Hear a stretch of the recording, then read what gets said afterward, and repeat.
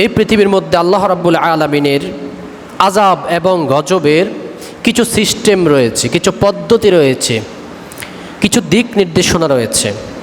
আল্লাহ তাআলা যখন কোনো জাতির প্রতি কোনো আযাব দেয়, কোনো গজব দেয়, ওই জাতিকে আযাব এবং গজব দেওয়ার আগে সতর্ক করে দেয়।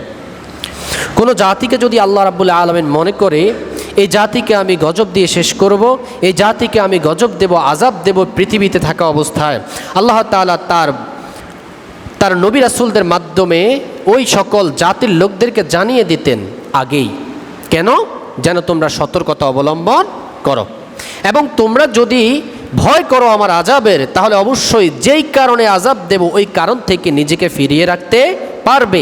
এই জন্য আল্লাহ তাআলা আযাব দেওয়ার আগে নবী রাসূলদের মাধ্যমে জাতিকে জানিয়ে দিতেন তোমাদের উপর আযাব আসবে এই কাজ করার কারণে।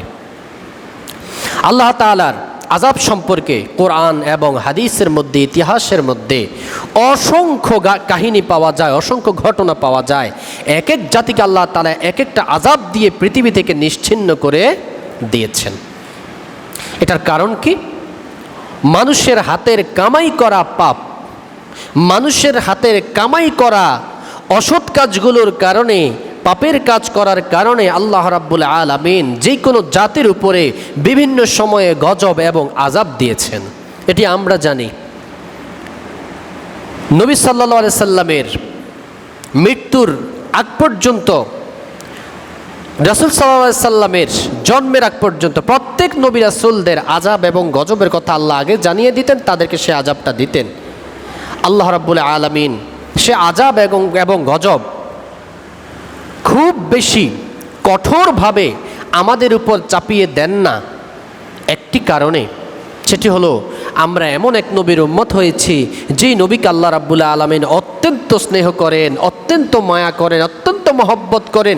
সেই রাসূলের সম্মান রক্ষার্থে আল্লাহ রাব্বুল আলামিন শেষ নবীর উম্মতের জন্য ওই ধরনের গজব এবং আযাব দেন না যেমনি গজব এবং আযাব দিয়েছেন অন্যান্য নবী রাসূলদের জাতির উপরে। বলেন সুবহানাল্লাহ।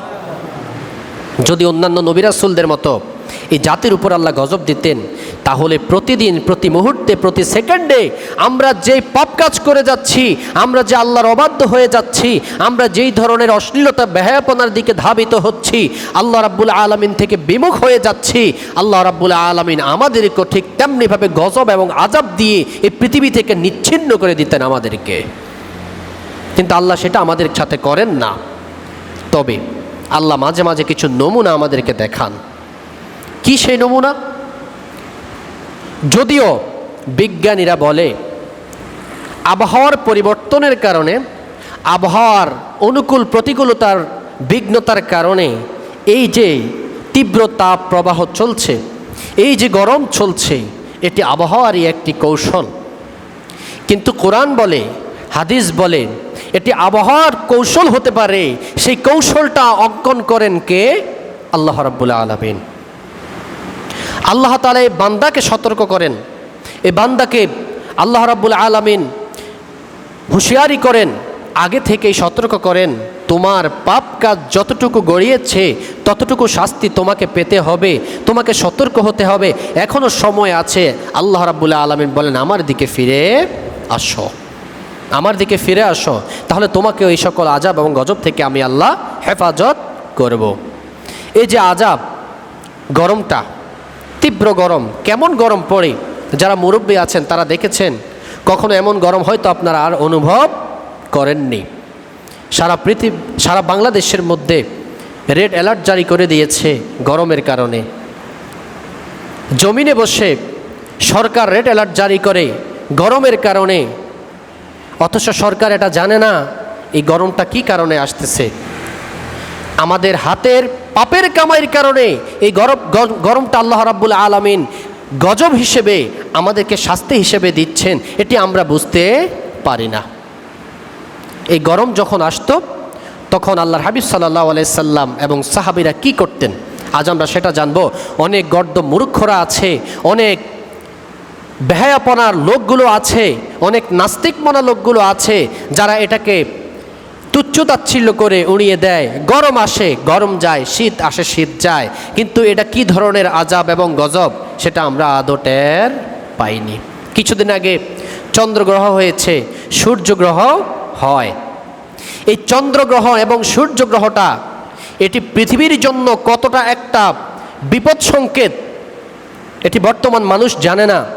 আমরা দেখেছি চন্দ্রগ্রহণ যখন হয় তখন পৃথিবীর বিভিন্ন রাষ্ট্রে যেখানে চন্দ্রগ্রহ দেখা গিয়েছে, বাংলাদেশের রাত হওয়ার কারণে সেটা আমরা দেখিনি, কিন্তু যুক্তরাজ্য সহ অনেকগুলো মধ্যপ্রাচ্যের কান্ট্রিগুলোর মধ্যে চন্দ্রগ্রহণ দেখা গিয়েছে স্পষ্টভাবে।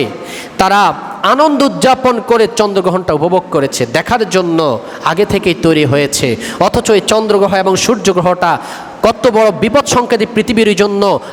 আল্লাহ রাসূল সাল্লাল্লাহু আলাইহি সাল্লাম চন্দ্রগ্রহ এবং সূর্যগ্রহের সময় তিনি আল্লাহর কাছে প্রার্থনা করতেন, পানাহ চাইতেন, আল্লাহ এই গজব এবং আযাব থেকে আমাদেরকে হেফাজত করো। আর আমরা আনন্দ চিত্তে সেগুলোকে উপভোগ করার চেষ্টা করি।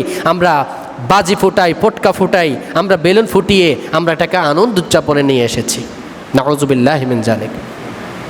ঠিক তেমনিভাবে এই যে তাপ পড়ছে, এই যে তাপ প্রবাহ হচ্ছে, এটাও আল্লাহর পক্ষ থেকে একটি গজব।